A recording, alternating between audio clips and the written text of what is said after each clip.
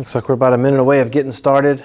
Hopefully everybody's doing okay. You can see that you are likely next to a piece of branch that I cut this weekend into little pieces because it has a nice little carpet of moss on it. And we're going to get into plants today, and we're going to see our first example of a plant when we look at the major groups of plants is going to be a moss. It's going to fall within the Bryophytes. We're going to at least see examples of the four major plant groups, which is what I have set up on this side of the room.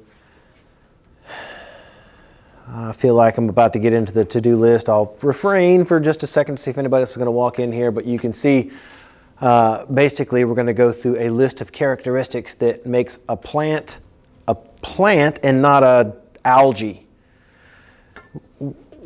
It's been a long time since we've been here, but last time we were here, we took an exam, which is what you just got back. If there's questions about it, let me know. All the grades are posted on D2L. In fact, since it is officially time, I'm just going to jump into this stuff. Grades are current on D2L.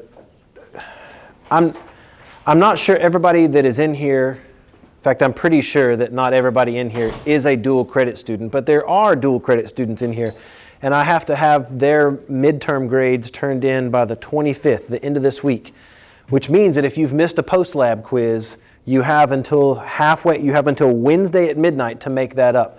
I have updated the grade book, so if you have missed a post-lab quiz, I've already opened that up for you. So if you go to the quizzes tab on D2L, you should see that you have access to a post-lab quiz if you've missed a post-lab quiz. Instead of getting 2 attempts to make it up, you only get 1 attempt to make up a post-lab quiz, but it's better than getting the 0 for not have taken it at all. So those are currently up there. I'll show the to-do list there, I guess, in just a second. You're just in time. I was just going over, really reminding myself of what we did last time.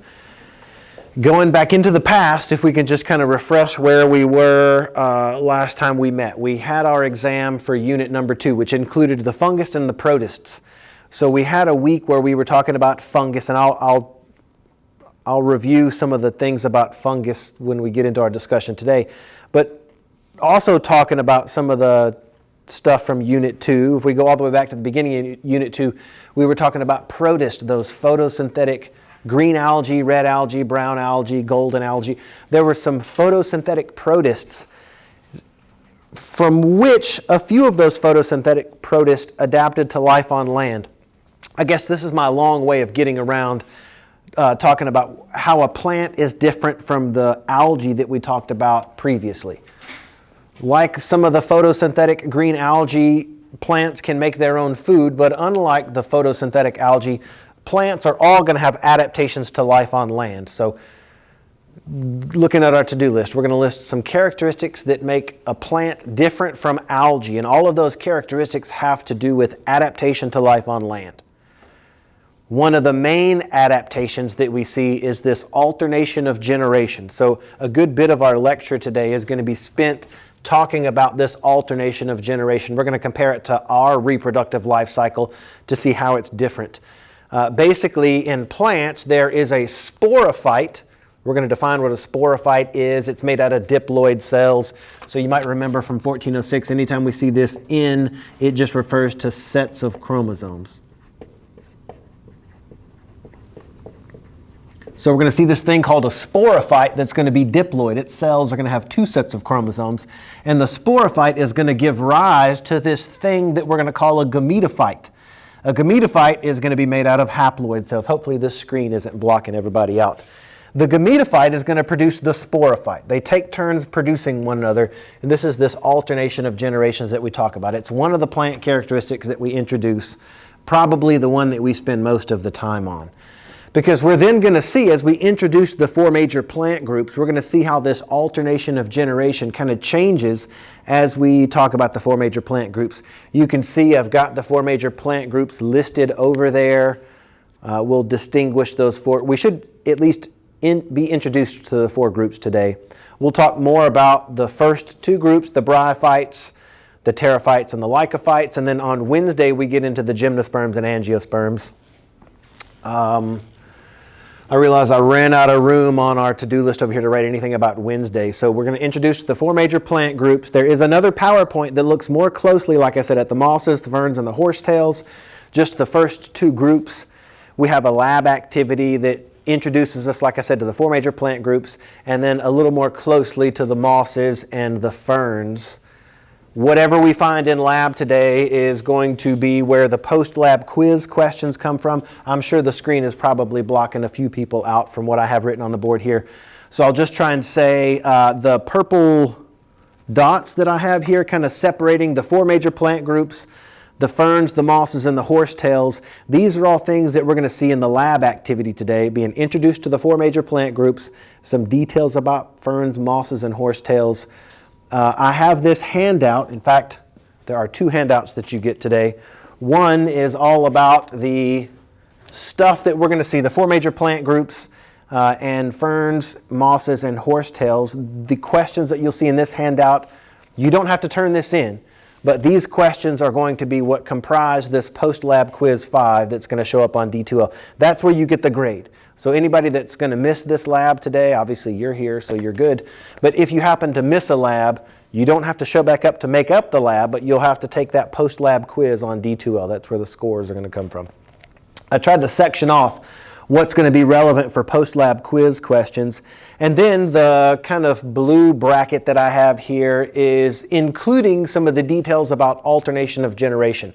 We'll spend a lot of time in lecture talking about what a sporophyte is and what a gametophyte is and how they take turns producing one another. Some of those questions will be relevant for the lecture quiz, which is currently up on D2L. I don't have the post-lab quiz up there yet. We'll have to see what we find in lab today. It'll be 10 points, probably 5 to 10 questions on whatever we find on this handout today. The lecture quiz has stuff about alternation of generation. So I have a second handout that gives you some examples of the 4 major plant groups, and there are pictures of the life cycles in here, so you don't have to draw this stuff. So welcome if you just joined us. I don't think I've really gotten into new information yet. I've still been going through our to-do list, which is introducing characteristics of plants. I just passed out the 2 handouts that look something like this. The first one is the alternation of generations handout. I'm going to start by comparing our life cycle to the plant's life cycle and seeing how it has some additional steps that our life cycle doesn't have. The rest of the pages on here are about the 4 major plant groups. So you have 4 pages that each has a picture of the life cycle of one of those 4 major plant groups. There are some key terms that you should be able to list on this picture. Again, these are all good warm-up questions for possible Lecture 5 quiz questions. Some of those may show up as exam questions. Just the word questions beneath this are a lot of the same questions that you see that are going to show up on the other handout here, which is the lab handout. We'll answer all of these as we go through lecture, so I wanted to give that to you in case you wanted to check those off as we go through.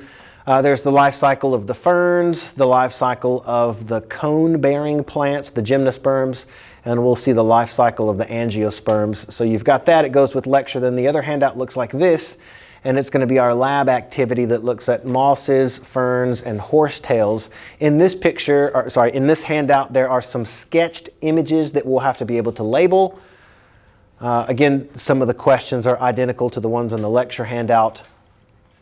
But there are, at the end of this, once again, some of those just black and white sketches of the plants that we'll see today are parts of a plant that you'll have to be able to label. So not too long. That's our short lab activity. Here's our lecture handout. Just a reminder of where we are at. This is, if you go into unit number 3, we're getting into plants, and I just added, in addition to the intro to plants, which talks about our plant characteristics, there is a PowerPoint that is just about the alternation of generations, the stuff that we're about to draw on the board. Then we have our PowerPoint about mosses and ferns, how those are different from algae. We're going to save gymnosperms and angiosperms to Wednesday. Just showing you that content is up there. What else? Under the quizzes tab, we should have lecture quiz 5 is currently available.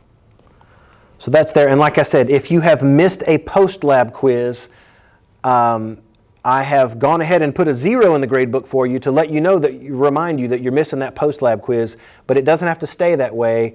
I think I have gone ahead and opened up the post-lab quizzes if you have missed it, to give you one attempt between now and Wednesday at midnight to make up that 0 so that you're not stuck with it. Like I said earlier, today's the 21st, but at the end of this week I have to have midterm grades in. So if you want to replace one of those 0s, be sure to do it before midnight on Wednesday. So when we're in class on Wednesday, I'll be saying the same thing. Make sure to take it by midnight on Wednesday if you haven't done so already. Again, the ones that are past due, that I have reopened, you get a single attempt to replace that 0. But the new quizzes, the ones that we have just started, like Lecture Quiz 5, this is, since it's fresh and new, you get to take it an unlimited amount of times, which is always why I stress to take it at least once, even if you get 5 points on it. It's better than having no points. So anyway, quizzes are up there. Like I said, gradebook is updated. Let me know if there is something that you're missing, or if you've missed, I don't know, some type of lecture quiz or something. Just catch me after our lecture and we'll see if we can work anything out. All right, I probably will be bouncing around between this side of the room and up here. I want to draw some stuff on the board in a second. And I want to introduce the 4 major plant groups. So I've got the names of the 4 major plant groups, and then we have examples of them on this side of the room. And I've tried to break them up into sections. And I even have little labeling tape in front of these sections. So this one is labeled Bryophytes. We have mosses and liverworts. Technically, there are also hornworts. We just don't have them in lab. So we have some pictures of them in the lecture slides. Bryophytes are going to be our example of what we're going to call the non-vascular plants. Just to describe this a little bit more thoroughly, I've got the major names of these 4 major groups of plants. Then I've tried to give some examples of the types of plants that we'll see in lab, or at least in our lecture slides, of these particular types of plants. And then in red here, I'm trying to describe some of the characteristics that these plants have. So to be a plant, you have to have some adaptations to life on land. That's the thing that makes a plant different from an algae. We said algae were all aquatic. Plants have adaptations to life on land. Maybe one of the key adaptations is this alternation of generations that we're going to talk about at some point. But all 4 plants are going to have this alternation of generations where they have a sporophyte and a gametophyte part of the life cycle. Not all plants are going to have things like vascular tissue. So sometimes these bryophytes here are just considered the non-vascular plants.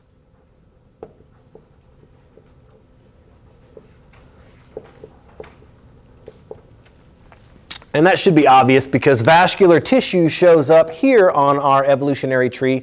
So all of the plants that would be included in this clade, the ferns, the conifers, the flowering plants, these are all vascular plants. Not all vascular plants have seeds though. So seeded plants are an even smaller clade. Gymnosperms and angiosperms are going to have seeds. Gymnosperms, this term translates into naked seeds. In fact, the seeds of gymnosperms just sit bare on these cones. We'll talk about female cones and these much smaller male cones,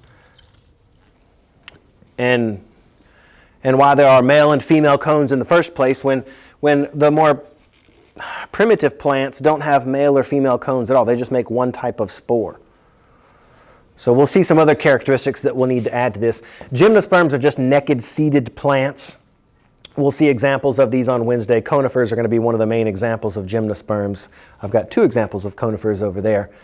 And then angiosperms, our 4th major group, these are known as the flowering plants. They have fruits and flowers. None of the other groups of plants are going to have fruits and flowers, so that's something that's unique to these angiosperms.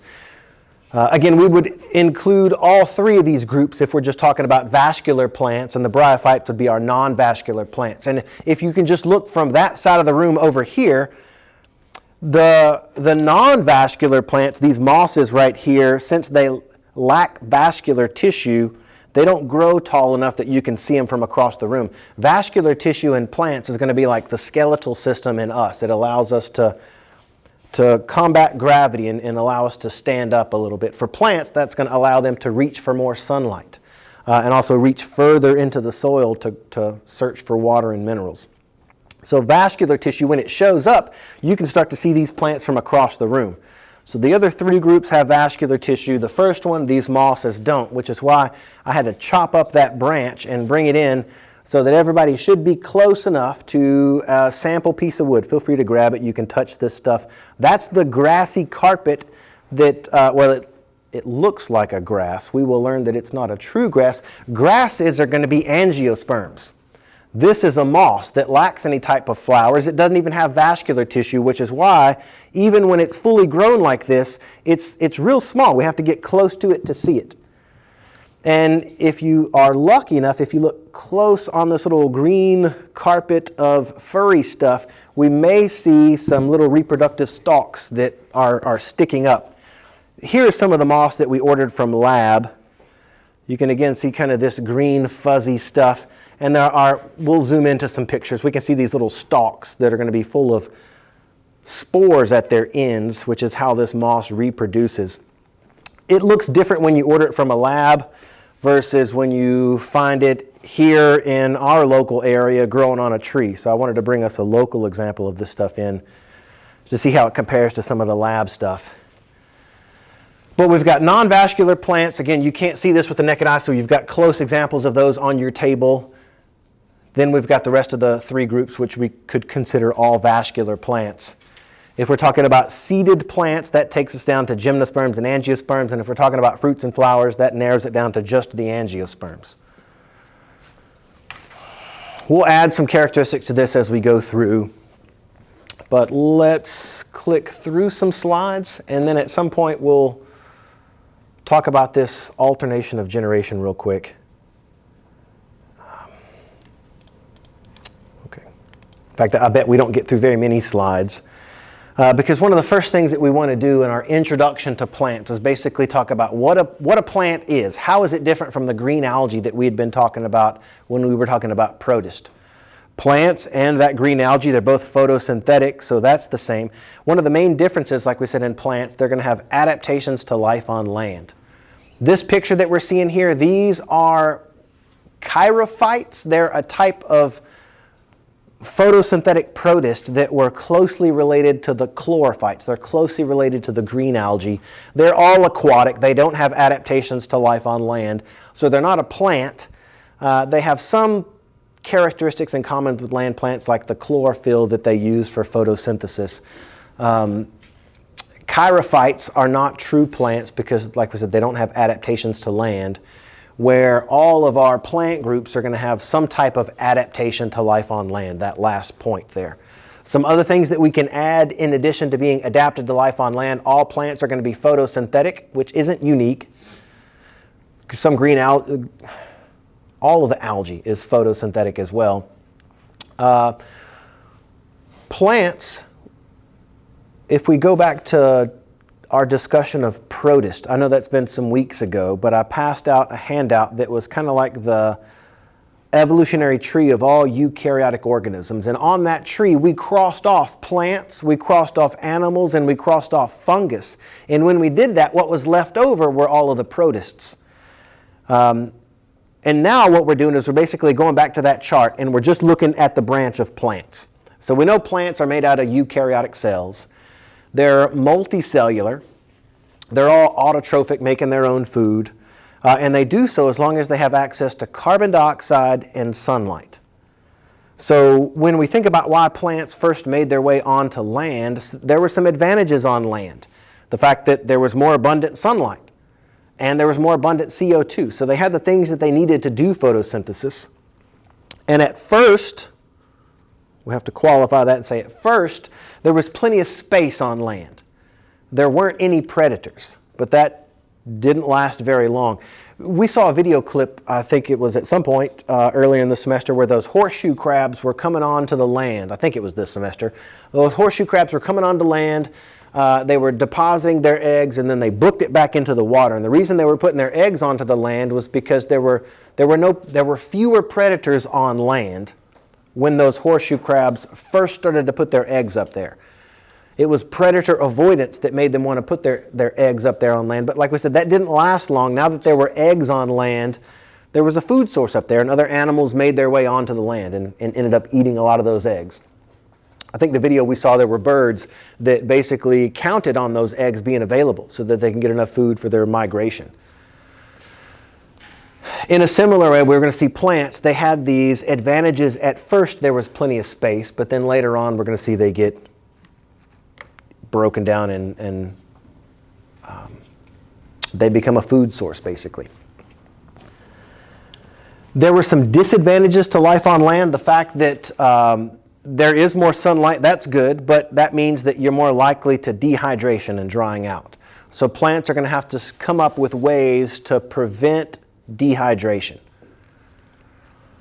One of the things that they do is vascular tissue is going to be one of these adaptations that's going to allow them to reach into the soil for more moisture. We're going to see that they also develop things like a waxy cuticle that's going to help prevent them from drying out.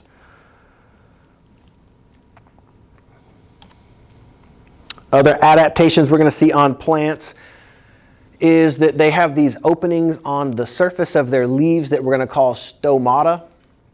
Those stomata are going to open and close. It's going to be where gas exchange takes place on the surface of a plant. So when these things open, it's the opposite of the gas exchange that takes place with us. Oxygen comes out and carbon dioxide goes in through those stomata. And aquatic plants are going to have about equal number of stomata on the upper and lower surface of the leaves. But as plants adapted to life on land, we see those stomata migrate to the underside of the leaf. So there are more of those stomata on the underside of leaves. Plants have this alternation of generation, which is weird. It's different than what we see in our normal life cycle. In fact, I'm just going to maybe take this opportunity to draw this out real quick, and then we'll come back with that same picture. You have the lecture handout that's got some space on there for you to draw a couple of life cycles.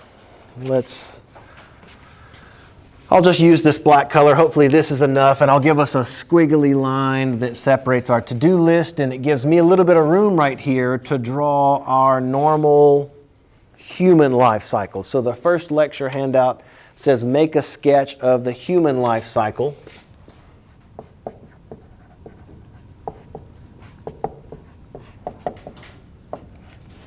What we mean here in this human life cycle, I'm just going to put a dotted line here. And I'll let one part of this dotted line represent meiosis. I'll put a little box around it. And another part of this line can represent fertilization.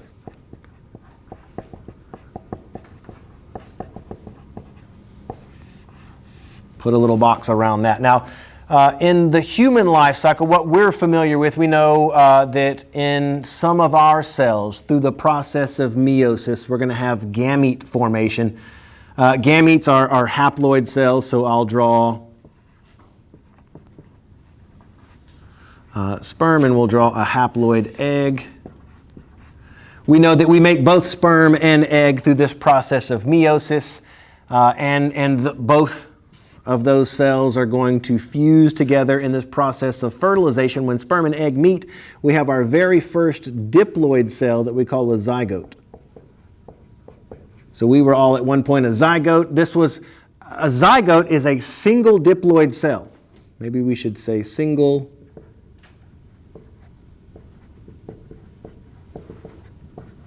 diploid cell. We went from one single diploid cell to a whole mass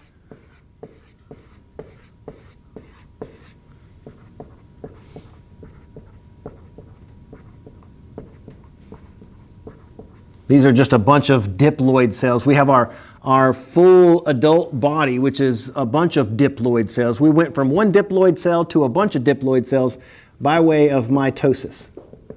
So just kind of separating mitosis from meiosis. Mitosis maintains the chromosome number. If we start with diploid cells, we get more diploid cells. It's how we ended up doing our growth and development. But if we want to reproduce, some of these diploid cells are going to have their chromosome number broken in half. We're going to have to go from diploid cells back down to haploid cells. And it was that process of meiosis that took our cells from diploid back down to haploid. Okay, so that should be nothing new to anybody there. The thing that I want to point out for us, in the human life cycle, there is no multicellular haploid phase. No multicellular haploid phase. Our haploid cells stay individual cells until they fuse to form this diploid zygote.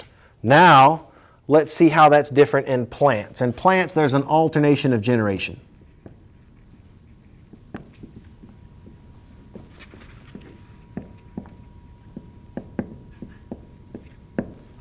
This alternation of generation, so we'll let this little bar right here kind of section off our human life cycle, and this is going to be our plant life cycle, this alternation of generations that we're going to see.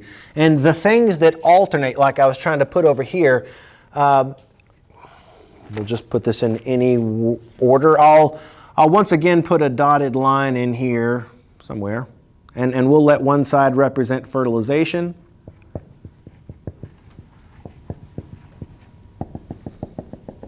The other side can be meiosis.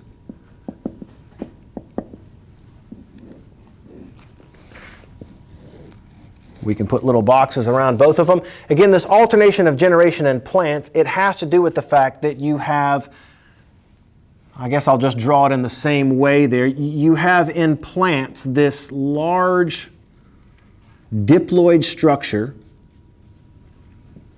that we call a sporophyte. Here's where we have some room to define these terms. A sporophyte just means it's multicellular and diploid.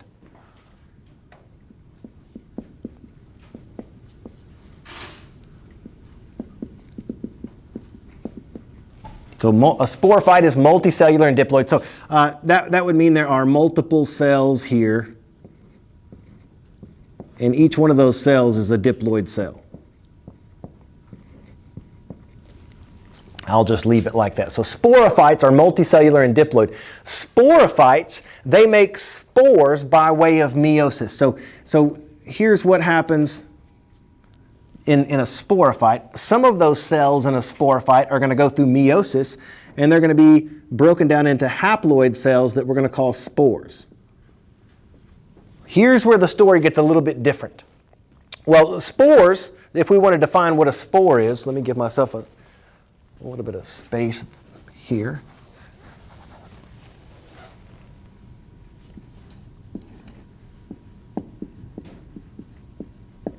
Spores are going to be single haploid cells.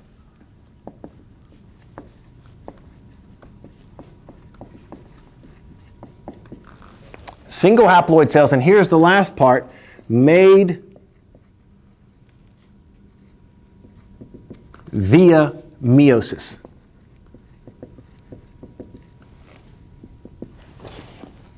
Leave that little nugget of information in there for a second. Spores, and this again is where things get different in plants, this spore is going to go from a single haploid cell and grow into a multicellular haploid structure. Again, how it goes from one single haploid cell to a bunch of these haploid cells is the same way that we grew and went from one single diploid cell to a bunch of diploid cells. If we want to maintain that chromosome number, that's mitosis. So mitosis allows spores to grow into this multicellular haploid structure that we're going to call a gametophyte.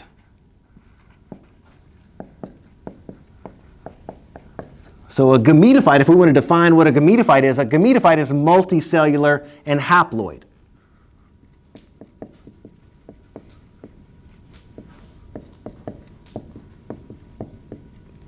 So the multicellular haploid structure in plants is called the gametophyte. And these are funny terms, sporophyte and gametophyte, but if we kind of break those terms apart, you can see that a sporophyte is going to produce spores, and then a gametophyte is going to make gametes. Remember, what fuses to form a zygote, what fuses during fertilization are two gametes. This gametophyte is going to make gametes. It can make both male gametes, sperm, and it can make female gametes, eggs. But how it makes sperm and eggs is by mitosis. Because we started with haploid cells and we want to end up with haploid cells, and mitosis maintains the chromosome number. You can think of sperm and eggs, we call these things gametes. And if we want to define gametes, even though I didn't leave myself a lot of room right here, gametes, I'm just going to squeeze right down here and define gametes are single haploid cells.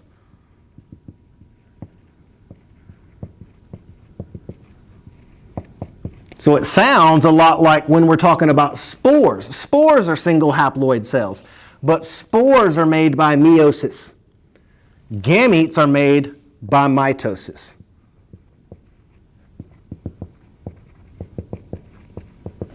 We started with haploid cells.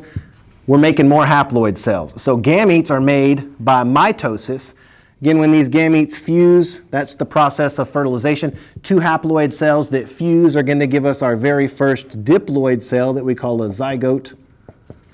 And this zygote goes from one diploid cell to a fully grown sporophyte, one diploid cell to a bunch of diploid cells, once again by way of mitosis. So if you're keeping track, we've got mitosis that happens 3 times in here.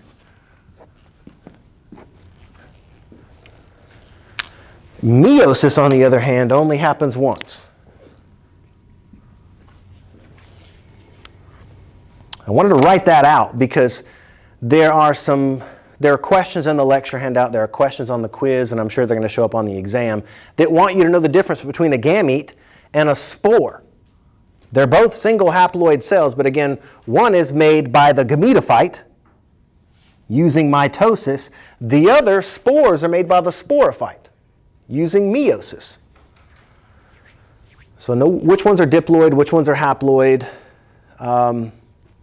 Really, the terms gametophyte and sporophyte, that the terms sporophyte and gametophyte are both referring to the multicellular part. And you know, that's what's weird. We said when we were talking about algae, whether it was green algae, red algae, whatever, there was no multicellular diploid phase. But in plants, we said plants are all going to have this multicellular diploid phase. Okay, so this alternation of generation. We know what a sporophyte is and we know what a gametophyte is, and they take turns producing one another. Excellent. Questions about that so far?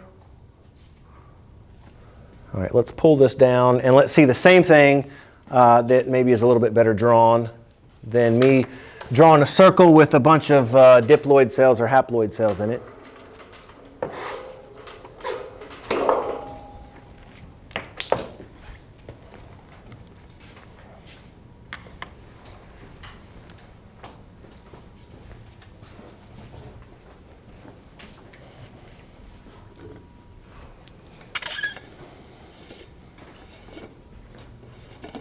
So we're still on plant characteristics. We're about to get to this alternation of generation slide that we just took some time drawing, which is going to save us time the rest of this lecture.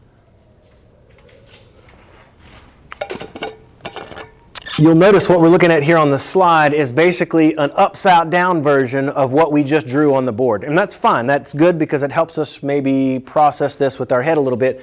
We know that fertilization is the result of two gametes that have fused together. And when two gametes fuse, they form the first diploid cell. We call that single diploid cell a zygote. But that single diploid cell grows into a multicellular diploid structure that we call a sporophyte. Again, one diploid cell to a bunch of diploid cells, that is mitosis, maintaining chromosome number, growth and development there. Some of those diploid cells are going to want to break into haploid spores. So how we go from diploid back down to haploid spores is meiosis. The sporophyte produces spores via meiosis. We said that spores are single haploid cells. Gametes are single haploid cells as well. Spores, we said, were produced by meiosis via the sporophyte. Gametes are going to be produced by mitosis via the gametophyte. So gametophyte makes gametes, sporophytes make spores. Gametophyte is multicellular in haploid. So the spores start out as a single haploid cell, but through mitosis we get a bunch of haploid cells. So when it becomes multicellular and haploid, that is our gametophyte. Again, the gametophyte can make gametes just by way of mitosis. It's already haploid cells, so it can make more haploid cells in the form of sperm or egg. When those sperm and egg fuse, we're right back to the diploid phase. So we've got our alternation of generations.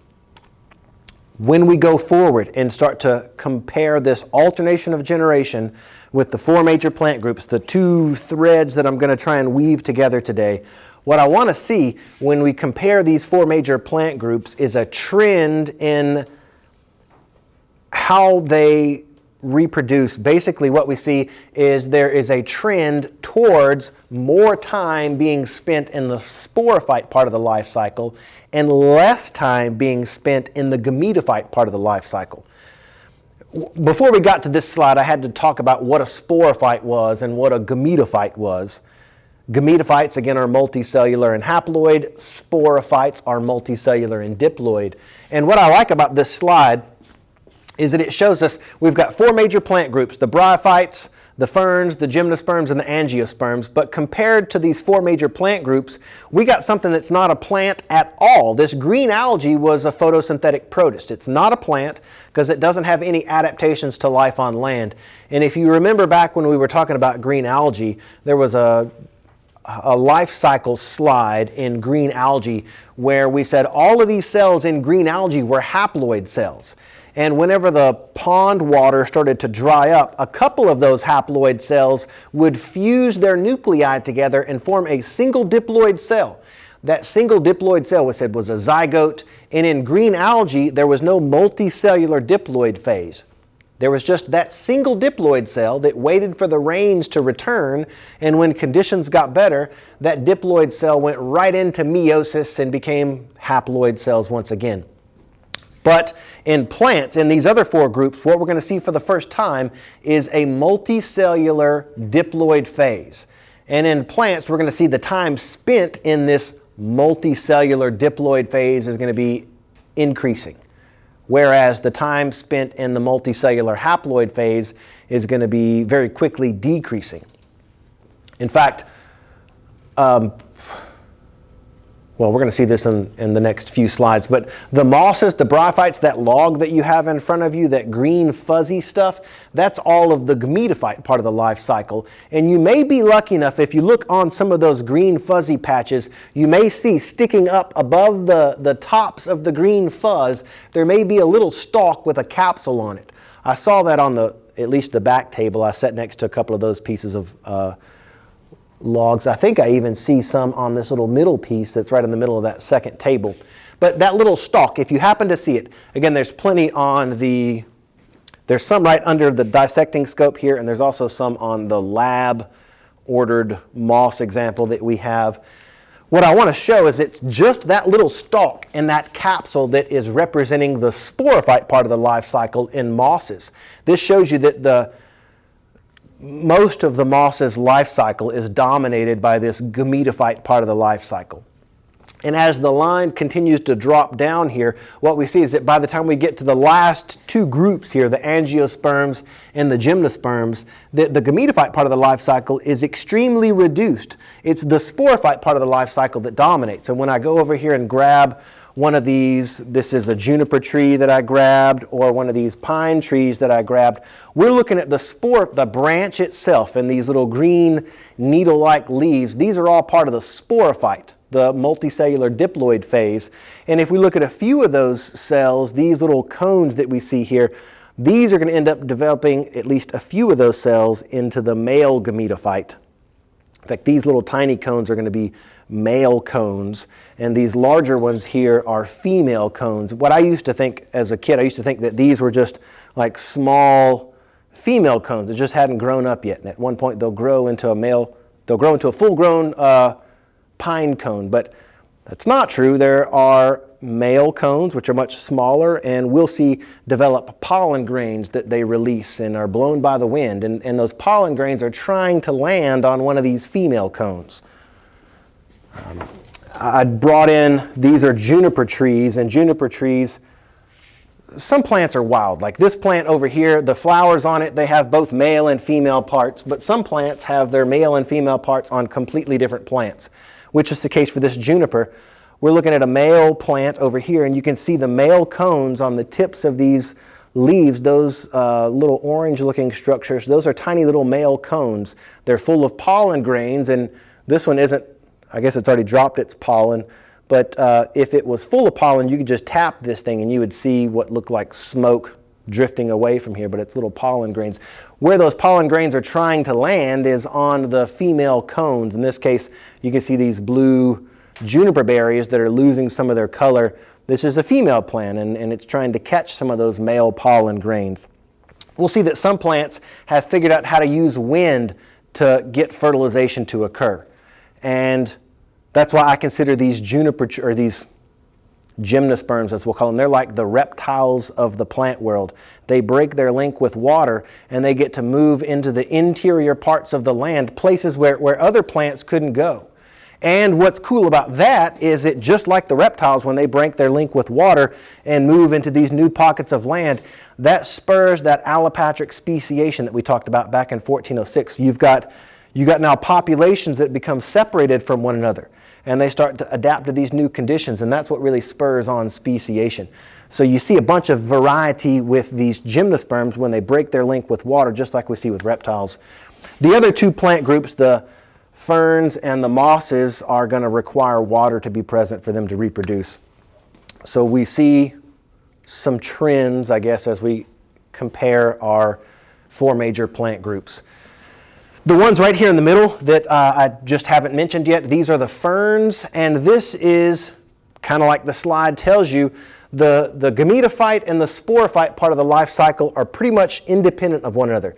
This is where the gametophyte and the sporophyte can get their own nutrients. Neither one is dependent on the other for nutrients.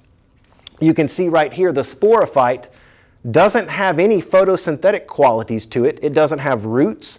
All of the food and all of the minerals are going to have to be conveyed to it by way of this gametophyte. So some of the questions in the lecture handout and the lab handout even, when we talk about these bryophytes, we will see that the sporophyte is dependent on that gametophyte for all of its nutrients. Whereas in ferns, this gametophyte, with its little root-like structure there and cells that are green and photosynthetic, is capable of picking up its own water and minerals. It's capable of making its own sugars through photosynthesis, so it's fine. The sporophyte too has its own green photosynthetic fronds, and it has a little underground stem with roots that it can reach into the soil and pick up water and minerals. It can make its own sugars, so it's independent.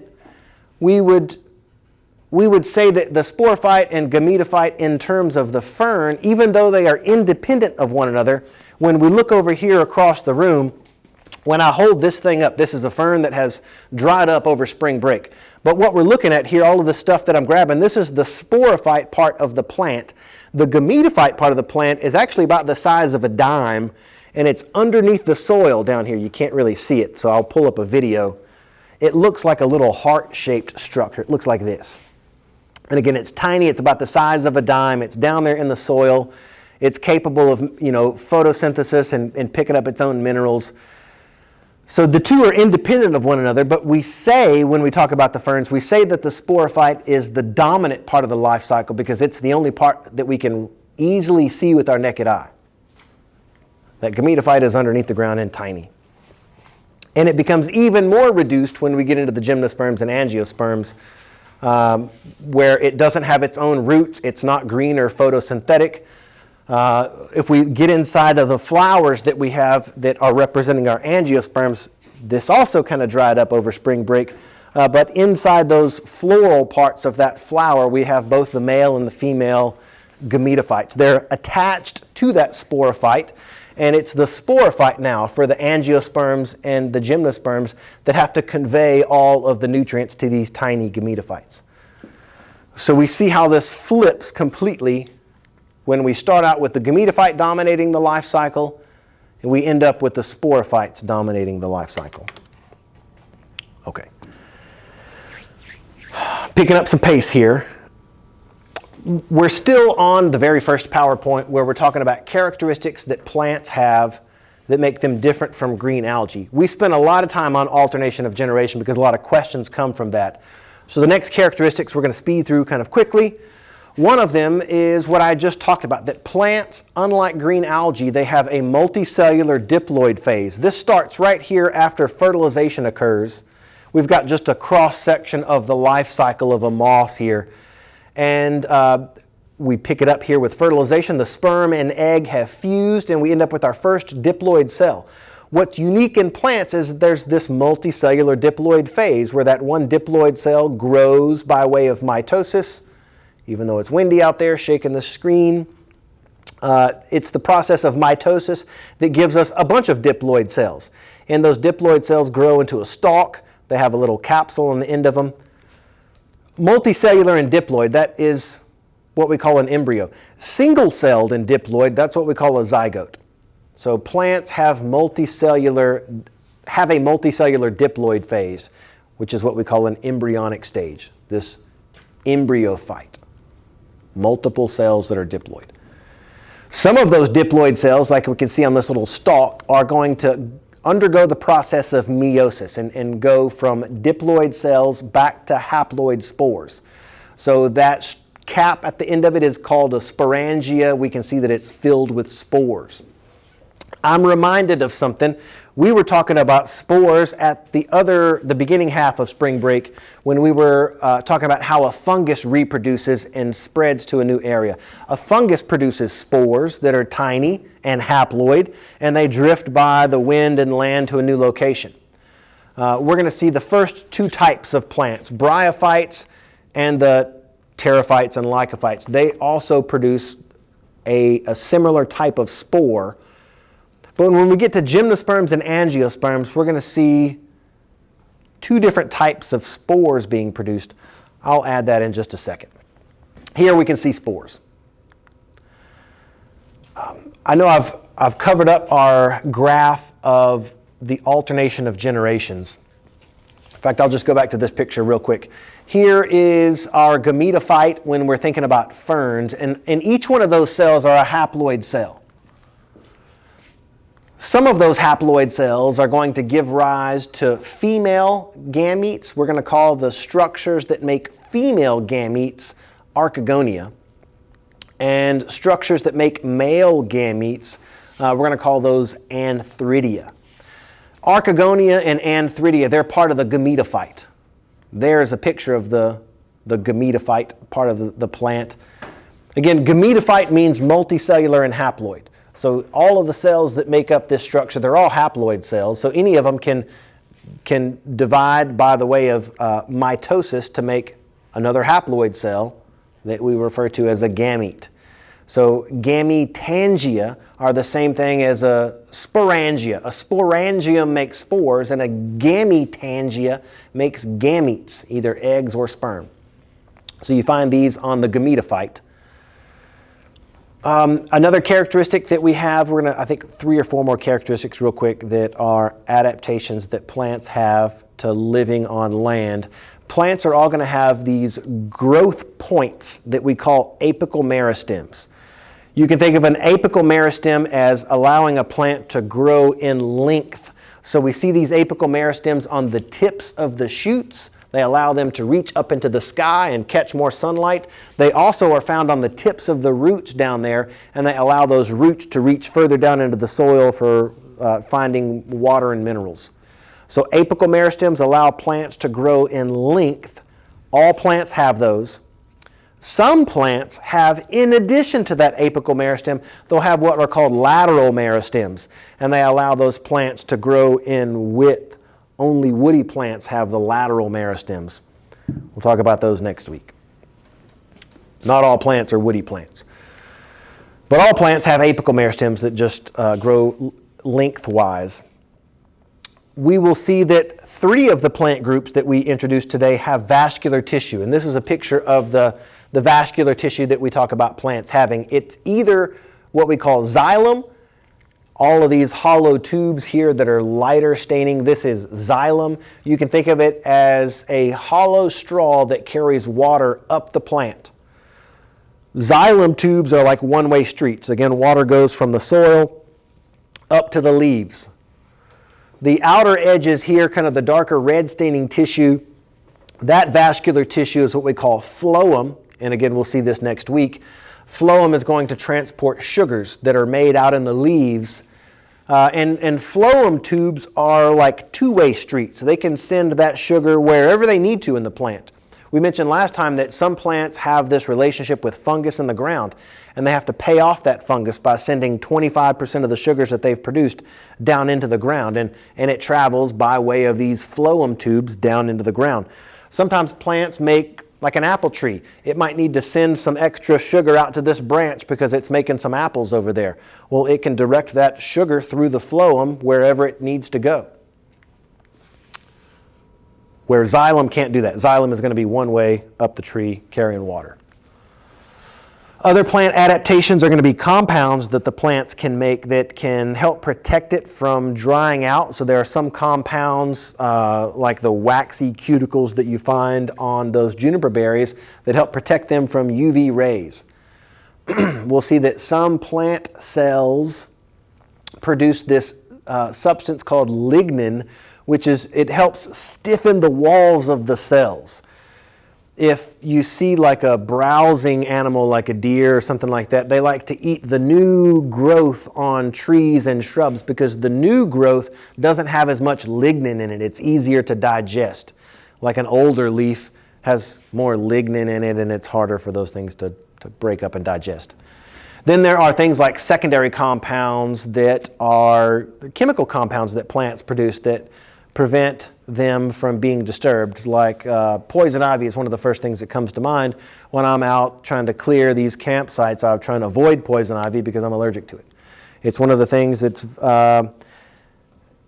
beneficial for the plant because it makes me go around it.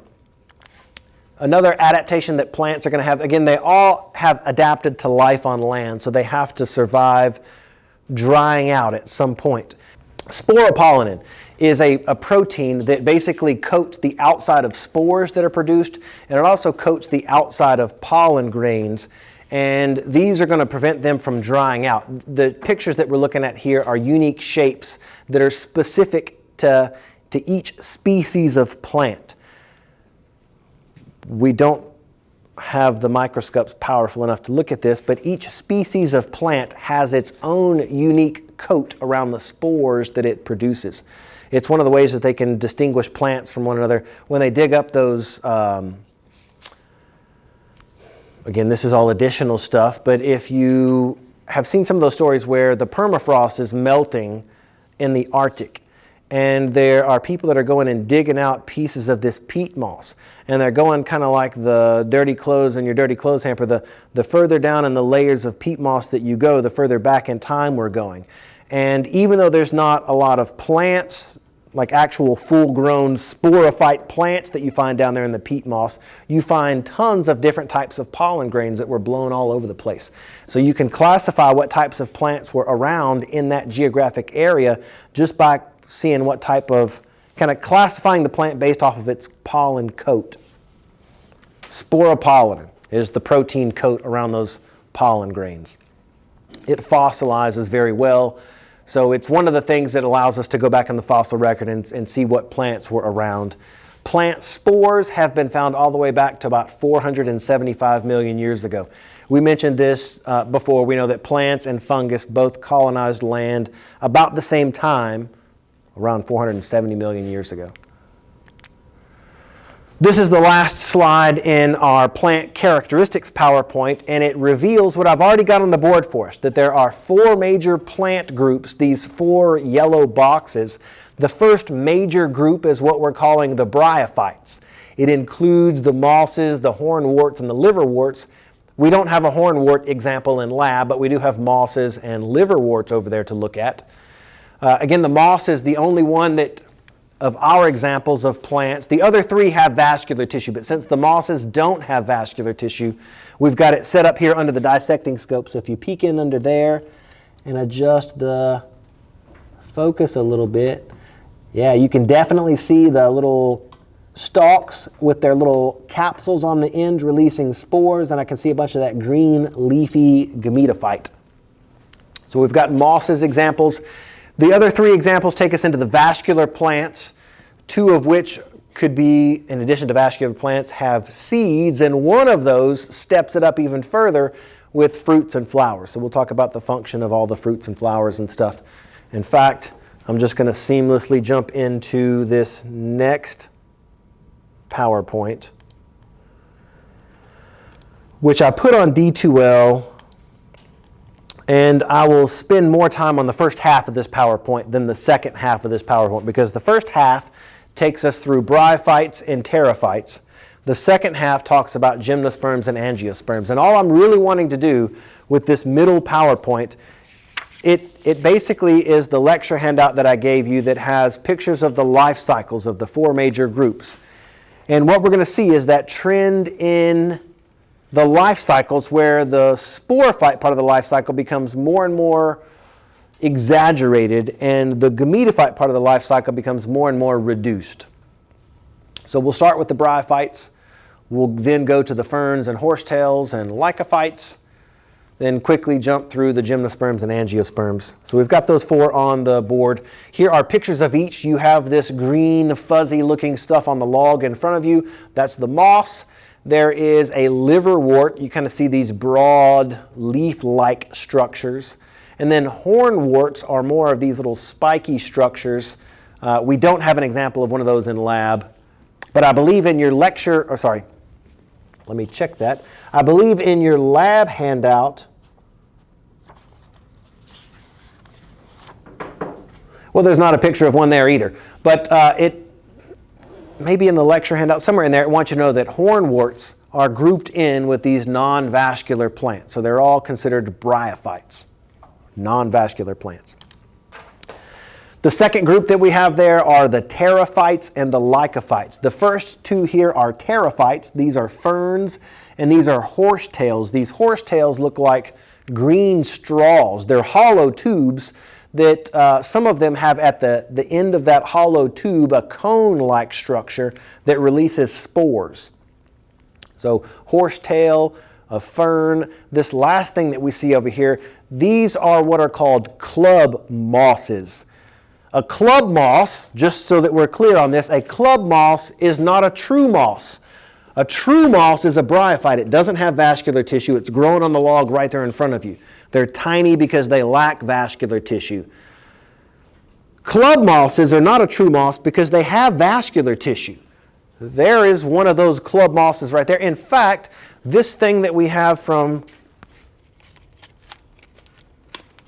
the plants that we ordered, this is a club moss. You can touch it. You can see it all the way across the room. It's clearly got vascular tissue, but it doesn't have any cone-bearing structures. It doesn't have any flowers. It still belongs into this group here with the ferns and the horsetails. So ferns, horsetails, and club mosses are all vascular plants that lack seeds. So they kind of fall into this, what we call seedless vascular plants. Then there are going to be the seeded plants, these gymnosperms. That term just means naked seed. So all of these plants are going to have seeds that are just exposed to the environment.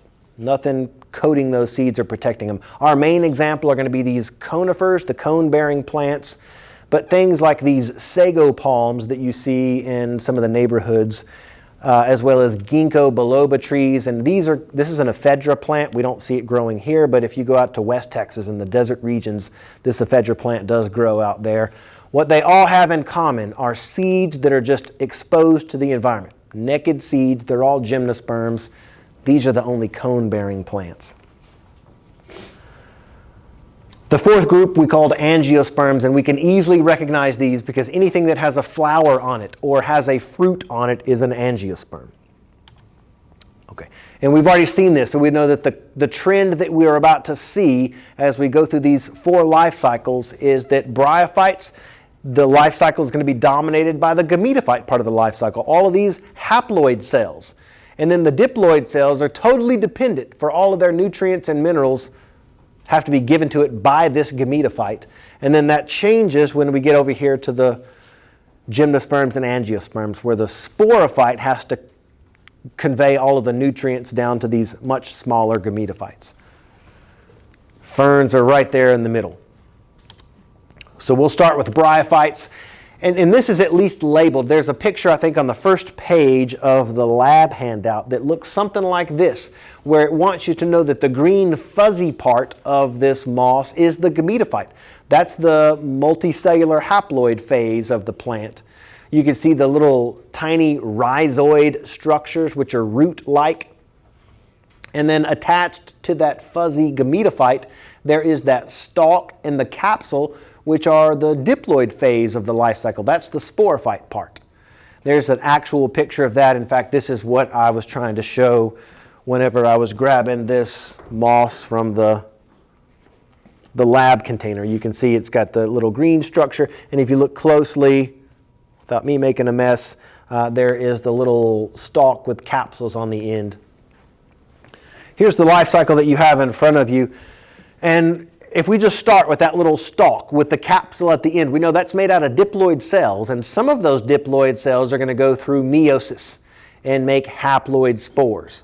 Sporophytes make spores. Spores are haploid. Those haploid cells land in an environment that's nutrient rich and they start to divide. We go from one haploid cell to a bunch of haploid cells. That is mitosis, maintaining that chromosome number. So as we grow into this multicellular haploid structure, the term that we use to describe multicellular and haploid is gametophyte. I wish I could just stop that from shaking. But we know that these gametophytes, they are haploid cells, so they can make gametes just by mitosis, maintaining that chromosome number. Male gametophytes are made by way of this structure called an antheridia. Female gametophytes are going to make female gametes in these structures called an archegonia. So there's the gametophyte is multicellular. The gamete is a single haploid cell. So there's the single haploid sperm and the single haploid egg. These have to find a drop of water if they're going to meet, because the sperm have little flagella on them, and the only way they can get to the sperm, the only way the sperm can get to the egg is if they can swim over there. So we're going to see that mosses as well as ferns are going to be tied to water in the sense that for sperm to meet the egg, water has to be present. Flagellated sperm. Again, if sperm and egg meet, those two haploid cells fuse through that process of fertilization and it yields our first diploid cell. How we go from one diploid cell to a bunch of diploid cells is once again mitosis. So mitosis is shown up in three places, giving us multiple diploid cells, giving us multiple haploid cells, and then giving us gametes. Seedless vascular plants. So these are all of the ferns, the club mosses, and the horsetails in these seedless vascular plants. I tried to say this earlier, but we're about to see this again. The sporophyte and the gametophyte are independent of one another. They don't rely on either one for nutrition. This is the picture of that gametophyte in ferns. You can see it has those tiny little rhizoid-looking structures. This is a rhizome. A rhizome is going to be a root-like structure on the sporophyte. A rhizoid is a root-like structure on the gametophyte. Again, gametophyte is multicellular and haploid. Sporophyte is multicellular and diploid. Man, that wind is blowing hard out there. So I hope that's not getting everybody dizzy here. But if we look at this gametophyte, we can see that some of those haploid cells are making female gametes. That's the archegonia. And then other haploid cells are making male gametes. Those are the antheridia. So this gametophyte is making gametes. This sporophyte over here would be making spores. And when we look at the sporophyte in ferns, you can see these leaves are kind of unraveling. As they unravel, they form these little fiddlehead-looking structures. And here's that fern frond unraveling. I think there's a question in the lecture handout that wants you to know that fiddleheads are referring to these young fern fronds as they unravel. If we could look at the underside, the undersurface of those fern fronds, what we would see are these little spore-producing structures called sporangia. So spores form on the lower surface of some of those fern fronds. Here's the life cycle picture. Again, if we could find the undersurface of one of those fern fronds, we would see those sporangia. And inside those sporangia, spores are being produced via meiosis. Diploid cells turn to haploid cells. Those haploid spores, if they land in a nutrient-rich area, they divide into a multicellular haploid structure. Single haploid cell, multiple haploid cells. Mitosis is what gave us those additional haploid cells. Some of these haploid cells break into female gametes. That's the archegonia. Other haploid cells break into male gametes. That would be the antheridia. So the gametophyte makes the gametes. Both the gametes, the sperm and the egg, they, just like we saw in mosses, the sperm here in ferns have a flagella on them. So the only way that they could end up finding the egg is in a drop of water. So this, once again, requires water for sperm and egg to meet. Once sperm and egg do meet, that is fertilization. That gives us our first diploid cell. That's our zygote. And we went from a zygote, one diploid cell, to a bunch of diploid cells, once again by way of mitosis. That little green structure is the growing sporophyte. Here is the mature sporophyte. The gray structure that is kind of just shaded out and not colored in, that is the gametophyte.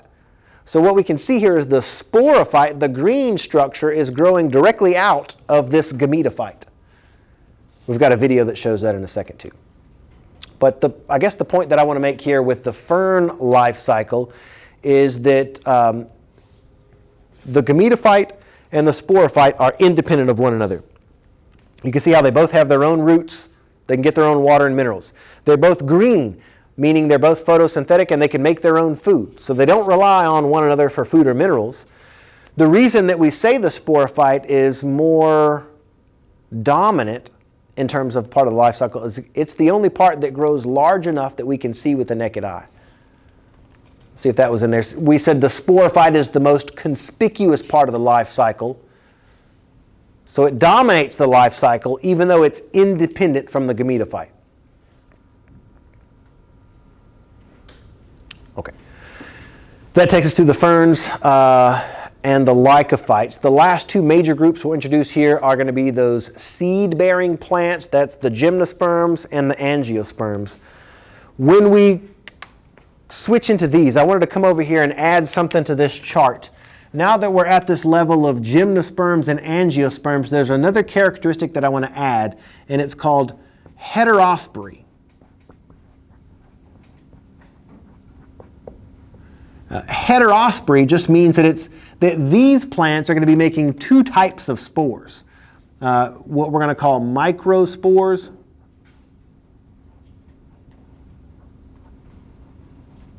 Microspores are going to be male, and then female are going to be megaspores. So heterosporous plants are these gymnosperms and angiosperms, and everything before that just produced one type of spore. So these plants, the bryophytes and pterophytes, we can consider homosporous. Just one type of spore. And that one type of spore is, let's just go back to here. This is one type of spore, and that one type of spore can grow into a gametophyte that's capable of making male and female gametes. So it's one type of spore. When we go forward, we're going to see gymnosperms and angiosperms are going to be making two types of spores. Megaspores are going to develop into the female gametophyte. Microspores are going to develop into the male gametophyte. So microspores are male, megaspores are female. The other big advantage here is that the gymnosperms and angiosperms are going to have figured out a way for sperm and egg to meet in which no water droplet is needed. They break that link with water, and that's what really allows them to move into the interior of the land, into these habitats that were previously unoccupied, allowed for a lot of speciation to occur. So there's a lot of different types of gymnosperms. These cone-bearing gymnosperms are going to be our main example. And like I said, I used to think these cones were just tiny and we're going to grow into the larger cone. But instead, cones are broken into female cones or male cones. And these male cones are the much smaller ones. They produce the microspores that are the pollen grains that are carried by the wind all over the place and oftentimes cause us allergies and fits. And all those microspores are really trying to land on is the female cone. So it's wind that allows fertilization to occur here, that carries the male gametophyte over to the female gametophyte. They used to meet in a droplet of water, but now wind carries them together. And that, if I can just jump to a little video real quick, this is what I'm talking about.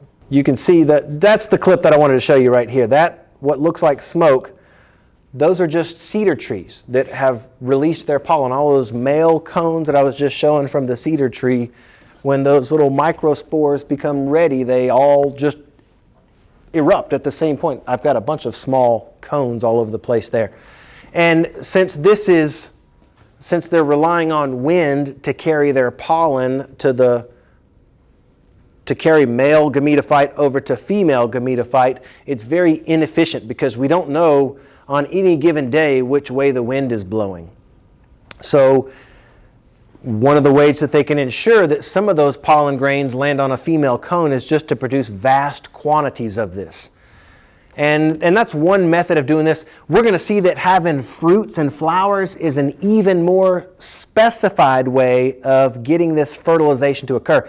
Because if there's a specific flower, it can entice, say, like a bee to pick up pollen from one particular flower and then fly through the woods without, wasting time in between, and then land on another flower over here and deliver that pollen to this specific flower. So if you have flowers, you can end up employing these animals to carry your pollen and be very target specific with where that pollen goes, so you don't have to produce as much of it.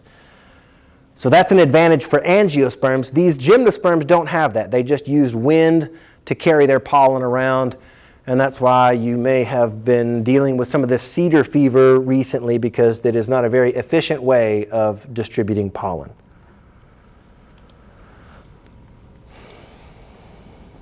Okay, back to these slides real quick.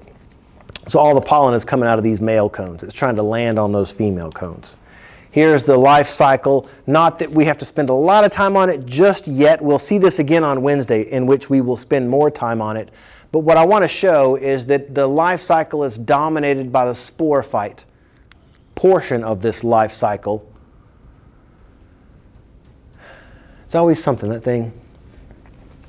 I'll let it calm down a little bit. Here are those tiny male cones, and these are the larger female cones. If we could take a cross-section through that female cone, at the base of one of those scales, there's going to be a cell in there, one of those diploid cells that's going to go through meiosis and develop into the megaspore. So megaspores are going to be female, and on the base of some of those male cones, if we look inside those male cones, there's going to be a pollen sac full of these diploid cells that go through meiosis and form haploid microspores. So again, any spore is a single haploid cell made by meiosis. There are microspores that are male and megaspores that are female. Each one of these microspores or megaspores, like a spore is going to do. I'll just go back to this picture. You can see a spore is going to grow by way of mitosis into a few haploid cells, and then it's going to make gametes. Catching back up. Here we are. This is a single haploid cell, and it's going to grow into a few haploid cells. It's not a lot of growth. This is the entire male gametophyte. Those are 3 haploid cells. It's multicellular, it's haploid, so it's a gametophyte, but it's a very reduced gametophyte. There's the female gametophyte. It's just a couple of haploid cells. So it's multicellular, they're both haploid cells, but it's extremely reduced from the gametophyte stage that we saw in ferns and in mosses. So by the time we get to the gymnosperms, the gametophytes have become highly reduced.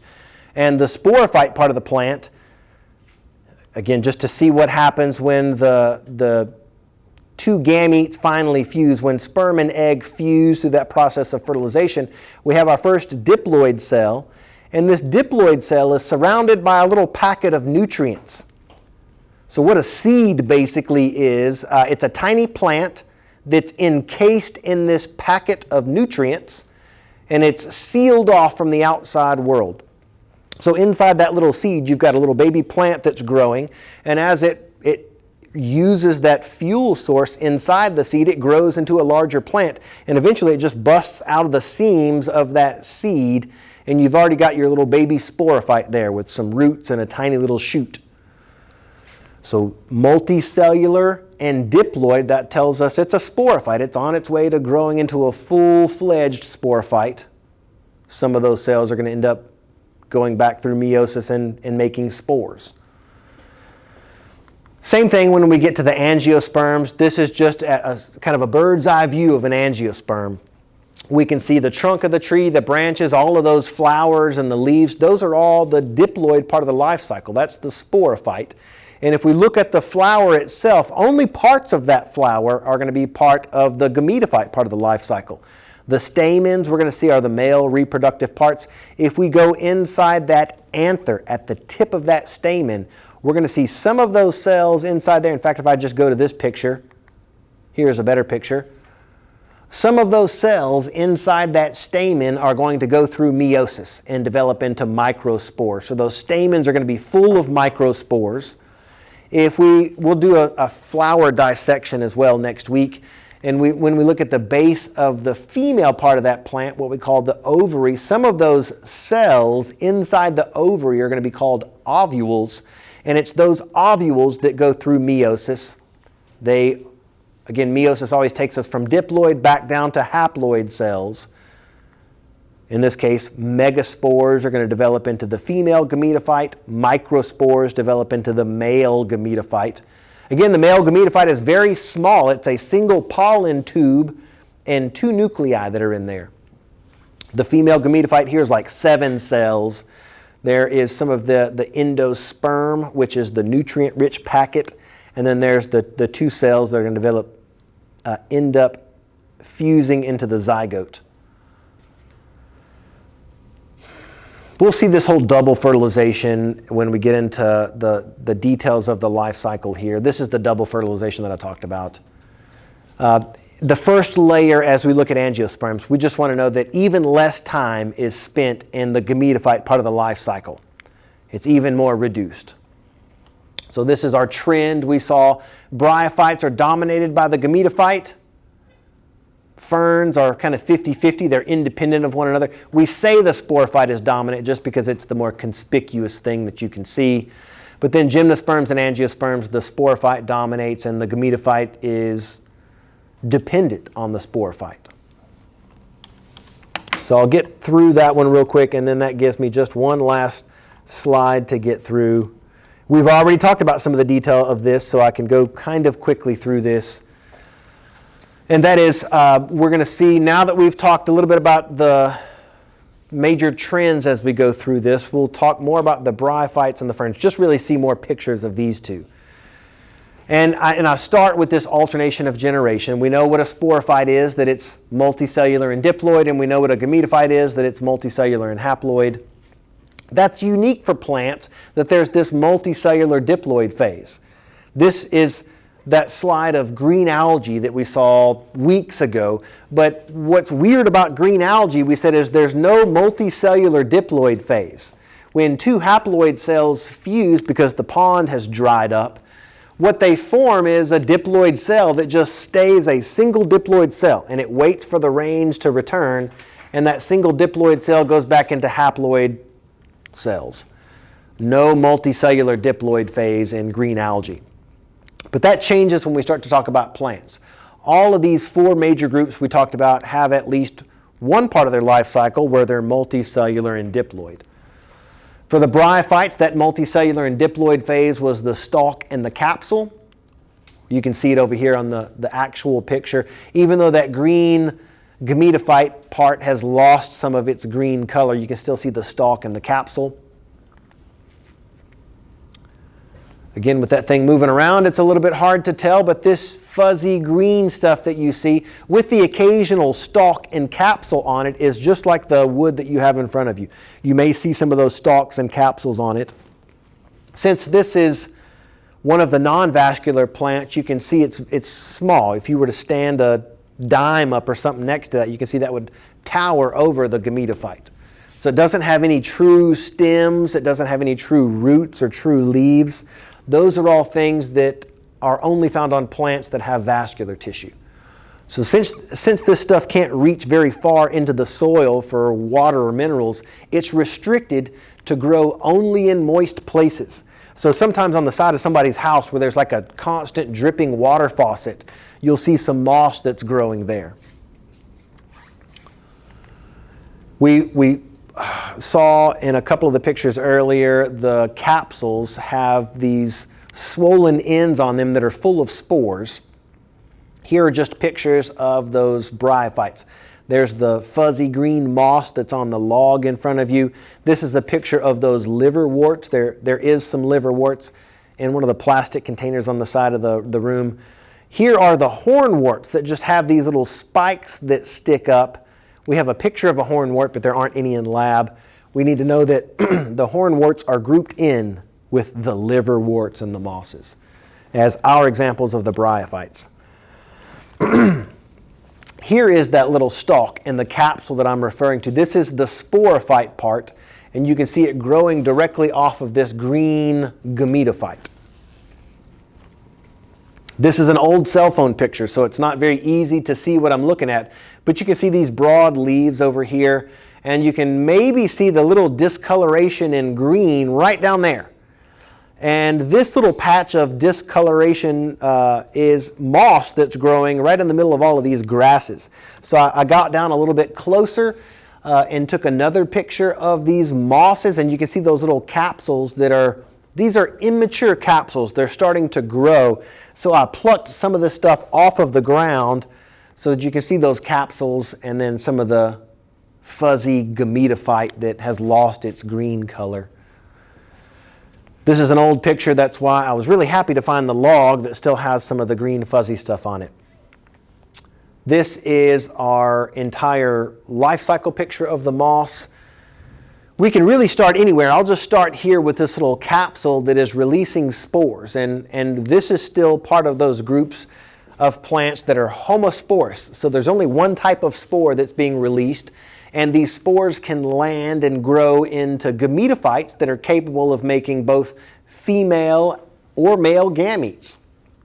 So the male gametes are going to find the female gametes by there being a drop of water present. So if there's a rain shower that comes across this, or if it's a nice dew in the morning or something like that, that might provide enough moisture for the sperm to swim over and fuse with the egg. If fertilization occurs, now we have formed our first diploid cell that grows into a multicellular diploid structure. That's our sporophyte. And there is one little video clip that I want to show of a moss, just so that we can get an example of it. I think it is this one right here. And I might have to narrate this one as well, and that's okay. This is just some moss that's growing on bricks. You can see the little stalks. You could kind of see the little stalks that were growing there. Coming out of those tiny little stalks, these are all of the spores under very high magnification. There's music that's normally playing with this, but this is just showing a spore as it's germinating. So we went from a single haploid cell to a few haploid cells that are starting to grow and divide. This growing gametophyte is called a protonema. So protonema is a growing gametophyte. As we watch this gametophyte grow, it ends up growing into this full-blown gametophyte here. And if we zoom a little further in, we can see this gametophyte has now produced this long stalk. And at the end of the stalk, there's the capsule. That stalk and that capsule is the sporophyte part of the life cycle. And here we can see that capsule actually releasing some spores.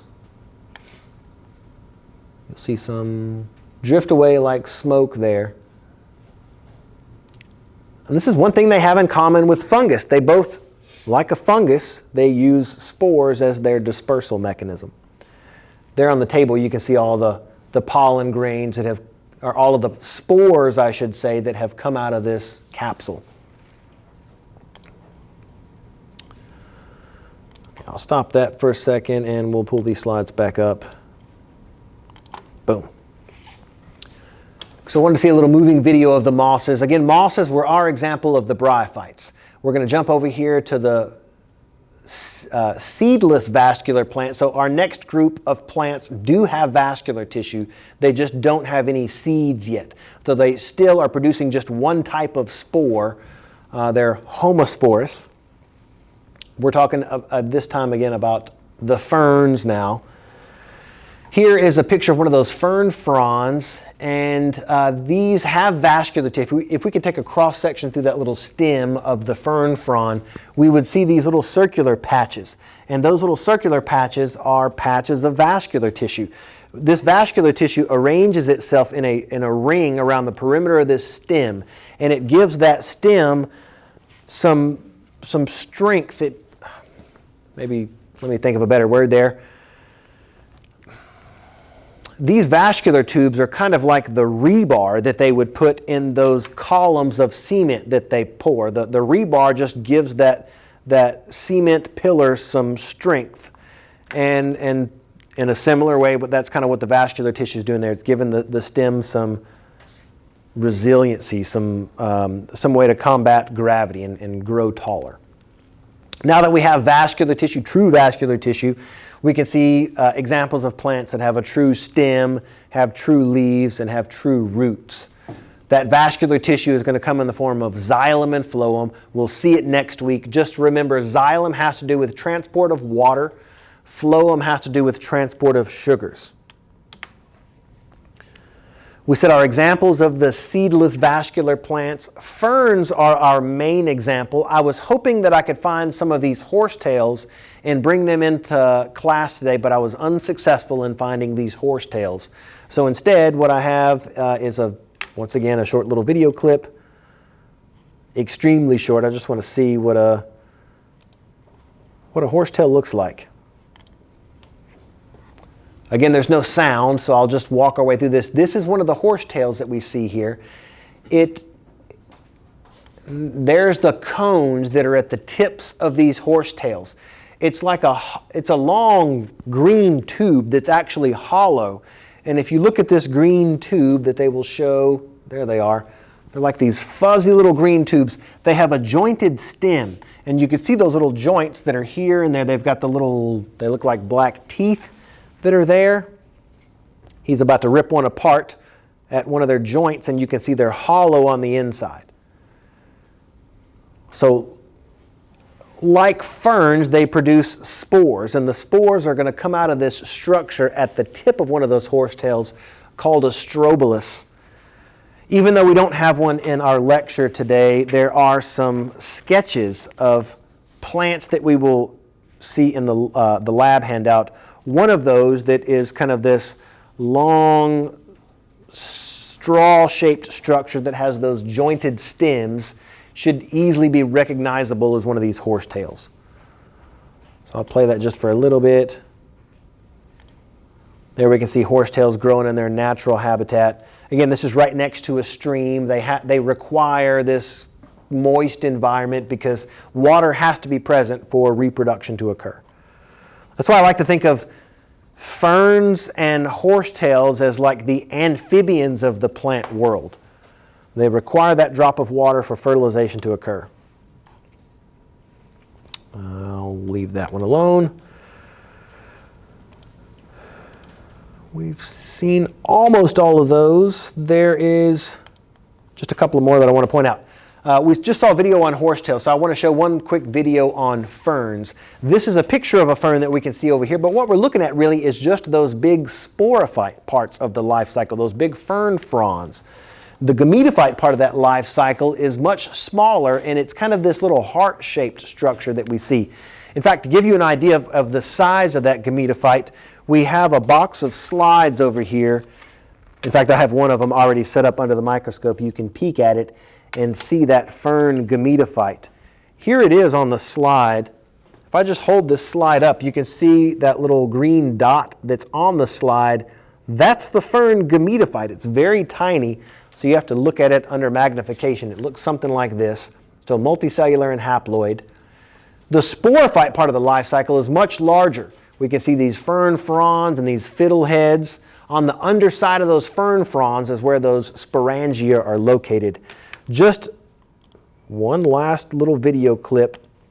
What I like about this video, in fact, I don't even need to show the video clip. I can just show this one picture that, I'll back it up here a second so that you can see what this lady has done.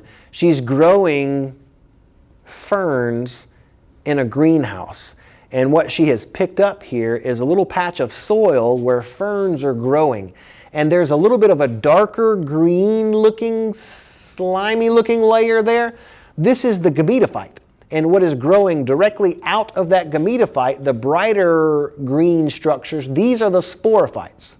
So let me back this video up real quick and you can see what she's grabbing into there. Even though we can't hear what they're saying. That's the gametophyte. Now, if we look at one of these little things, again, I don't know why it's still muted, but she's about to reach down and grab one of these gametophytes that has a sporophyte growing out of it. So here are some that are a little bit further along, and right there, when she picks this thing up, we can see there's the sporophyte that's growing, and it's growing directly out of that gametophyte. So going back to this slide here, maybe just jump into this slide here. This is the gametophyte, and what grows directly out of that gametophyte is this sporophyte. In fact, this is what we saw that lady just pick up. She picked up this gametophyte that had a sporophyte growing directly out of it. So if we just look at this growing sporophyte, this sporophyte grows into the fern that we typically think of. As these fern fronds unravel, they, for a brief time, look like these little fiddleheads. We can see on the underside of those fern fronds is where those sporangia form. It's those sporangia that house those diploid cells that are undergoing meiosis. So diploid cells are halved back out, down into haploid cells. Those haploid spores are carried by the wind and hopefully land in a location where there's moisture and nutrients. If so, they grow into a multicellular haploid structure. We can see that has its own roots. It's green and photosynthetic, so these two are independent of one another. On that gametophyte, we have both sperm and egg that form, and they fuse through fertilization to give us that diploid zygote. That zygote grows into our sporophyte, completely independent of that gametophyte. I skipped over a couple of slides. It's the same things that we were just seeing. This was taken, I forget the name of that park. It's on the west side of Austin. But this is where there's the Balcones escarpment. There's water that trickles down these rocky slopes. And you see in areas where there's constant water availability, you see these ferns that are growing. These are called maidenhair ferns. You can see a bunch of ferns growing on this rocky slope, but what we're looking at there is just the sporophyte part of the life cycle. Remember, that's the conspicuous, the dominant part of the life cycle. There's the gametophyte. It's much smaller underneath the soil. Gametophytes, like we said, produce gametes. That darker green structure is the gametophyte. That's why I pulled up the video, because it showed a better picture of that darker green gametophyte and the light green sporophyte. So both are independent of one another. The underside of those fern fronds is where we can see those dark staining sporangia. Here is one of those sporangia just zoomed in, and we can see spores coming out of that sporangia. Okay, so we've seen the whole life cycle of this thing. In closing, since we only have a few more slides to mention, after this, just to go forward in our plant groups, everything that we've seen so far with bryophytes and mosses have all been homosporous, just one type of spore. But just to remind where we are going, as we get into the next groups of plants, they're all going to be heterosporous. So there are going to be terms like megaspore and microspore. We need to know that megaspores are female, they develop into the female gametophytes, and microspores are male, they develop into the male gametophytes. So we have gymnosperms and angiosperms left for our Wednesday discussion. Both of those are heterospores, so we're going to see megaspores and microspores. But without adding any more slides to that, I will stop new lecture. I'll keep the slides handy, and I will come around and help answer any of these lab questions